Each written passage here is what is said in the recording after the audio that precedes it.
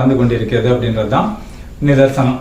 இதையும் மீறி இவர் களம் இறங்கல, இல்ல களத்துக்கு வரல அப்படின்னு இவங்க மீன் பண்றது என்னன்னா, நேரடியா வந்து மக்களை சந்திக்கல, நேரடியா வந்து பத்திரிகையாளர்களை சந்திக்கல அப்படின்றதுதான்.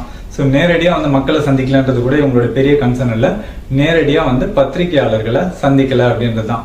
இதனுடைய பின்னணி என்ன அப்படின்னு பார்த்தா, பத்திரிகையாளர்கள் கேட்கப்படும் கேள்வியானது மக்களுடைய அன்றாட பிரச்சனைகள் என்ன, மக்களுடைய அன்றாட பிரச்சனைகள் பற்றி உங்களுடைய புரிதல் என்ன, மக்கள் நலன் சார்பாக நீங்க வைத்திருக்கும் திட்டங்கள் என்ன, மக்களோட பொருளாதார பிரச்சனைகள் என்ன, ஒன்றிய அரசோட இணக்கமாக செயல்படுவதனால் தமிழ்நாட்டு மக்களுக்கு என்ன லாபம், ஒன்றிய அரசோட இணக்கமாக செயல்படாததனால் தமிழ்நாட்டு மக்களுக்கு என்ன லாபம், இது போன்ற ஆக்கப்பூர்வமான கேள்விகளை கேட்க போறாங்களான்னு கேட்டா இல்ல. இவங்க கேட்க போறது டீப் கொஸ்டின்ஸ் அல்லனா எமோஷனலி சார்ஜ்ட் கொஸ்டின்ஸ். அதாவது இவர் உங்களை பத்தி இப்படி பேசினாரு, அதை பத்தி நீங்க என்ன நினைக்கிறீங்க, அவரும் பேசி